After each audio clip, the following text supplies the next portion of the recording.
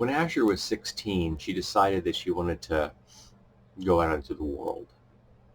She'd done the militia training in her village like everybody else did, except those that had taken a vow of nonviolence.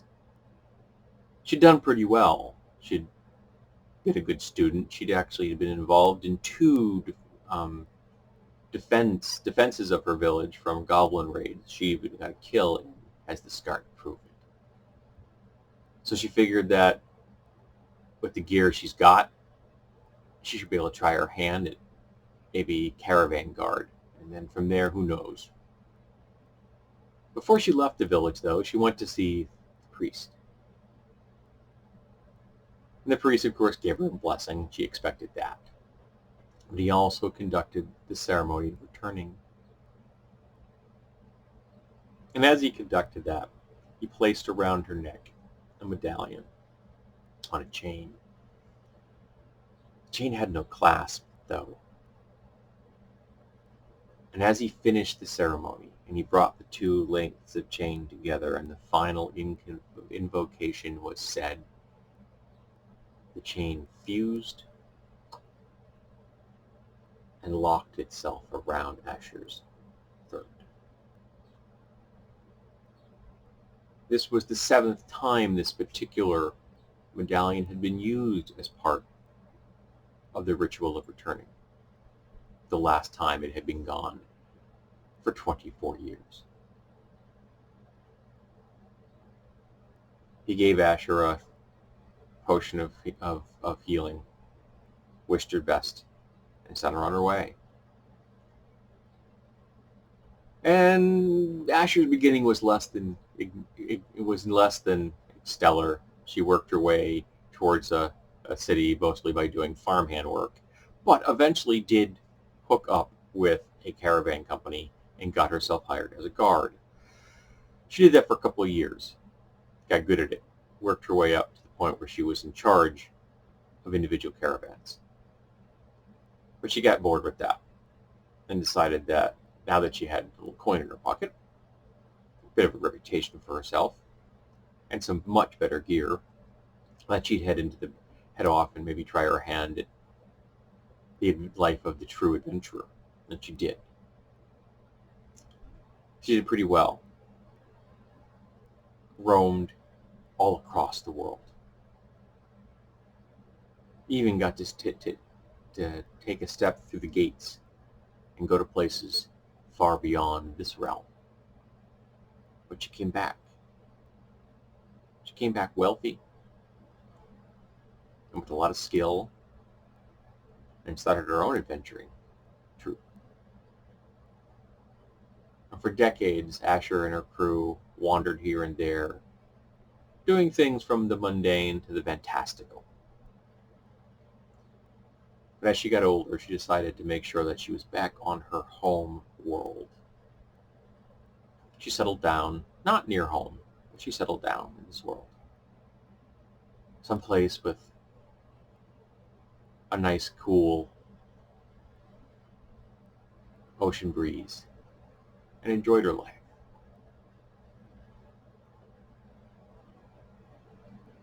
She was gone for 57 years from the day of that ritual of returning, when she closed her eyes for the very last time. Well, almost the very last time. Because as she slipped off this mortal coil, the ritual of returning was completed, and the medallion glowed a deep, brilliant blue. And Asher's eyes opened again, and they also glowed blue. And Asher's corpse stood, scanned around for an exit, and took it. Asher's corpse just walked, because there really wasn't a hurry at this point. And as the corpse moved in the direction of its home village, back to where she'd started. The ritual finally finished its task. With each step, she grew a little drier, a little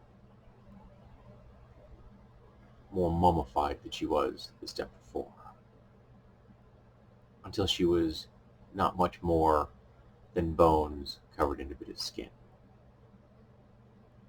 The hair is still there and almost still discernible as an older version of Asher. And the corpse walked on. For the most part, people ignored the corpse. Not the first time they've seen this. Animals didn't get near it. Brigands were smart enough to stay away. So you interfered with a walking corpse. Well, sometimes you got away with it. And sometimes the corpse was very good at defending itself. Sometimes those people had been very good while they were alive. And Asher had been very good indeed. But sometimes when you interfered with the walking corpse, the gods themselves noticed. And then you got to find out if your ritual of returning worked or not. Now, not everyone involved in the world used the ritual of returning, but enough did. It was common enough that everyone knew what they were. And they stayed out of their way as the glowing blue eyes moved day and night back home. And eventually, Asher made her way home, right back to that same temple. There are legends that when corpses come home and their villages are gone through war or disease or attacked by things in the night, that they become vengeful spirits, that they seek out those that harmed their resting place, because now they have none. And the walking corpses that do that are terrors to behold. But Asher's village was still there. The temple still stood. It actually was a little bit bigger than when she'd left, though her corpse didn't really notice that one. The priest that had done the ceremony was long gone. But there was a new priestess there, one who welcomed her home, who laid her down, who took off the medallion and put it with the others, waiting for the next villager who was going to leave. The priestess anointed the body, folded it into the right position, placed it into a clay jar, and buried it with all the other villagers.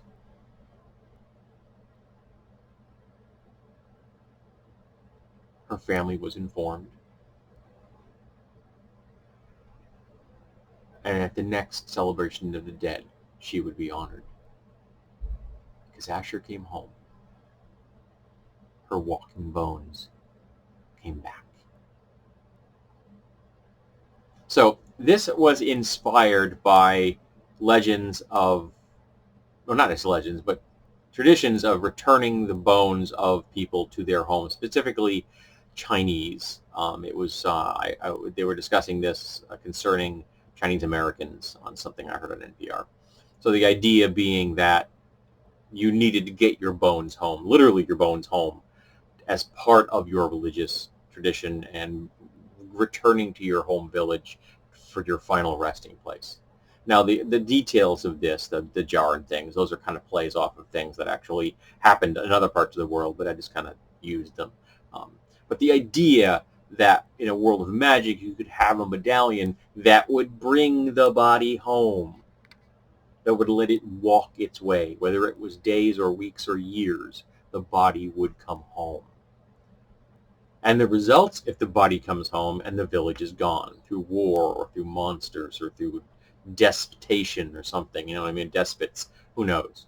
And then that walking corpse becomes a vengeful tool of retribution for those that have harmed its village.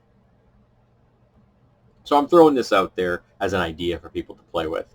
So I'm looking forward to somebody coming up with how they would use this, um, if they think that it would be intriguing. I like the idea of people encountering a walking corpse. They don't know what the walking corpse is. Maybe they're from a different part of the world, or different continent, different country. Maybe they're from another dimension. But the point is they don't understand that there's this person walking down the road that looks like an obvious corpse with glowing blue eyes and a glowing blue medallion around its neck. Obviously magic, but what is this doing? Did they follow it? What do? Do they try to interfere? Are they just like, hey, look, that's a blue medallion. Wouldn't that be awesome if I had that? And the only way to get the medallion off a person is to decapitate them. So other than that, the medallion does not come off. And it doesn't, and I would probably be fairly inert until the person died. So yeah, you'd be able to detect magic, but it would be very, very faint because it's essentially not doing anything. It's just kind of on hold. The ritual doesn't complete until the person's spirit leaves on to wherever it goes, and then the body goes home. Now, some cultures obviously don't care about the body so much. Some people, like me, I'm going to be cremated, and I'm indifferent to where my ashes end up. My wife will probably spread them someplace, and that's fine with me. But some people are very, very adamant about the fact that they want their bodies to go home to a particular place and be buried along with their family, things like that. And so it's kind of a play on that. So there you go. These are the Walking Dead with a little twist on it. Literally the Walking Dead. Not out to harm anyone, just wanting to go home.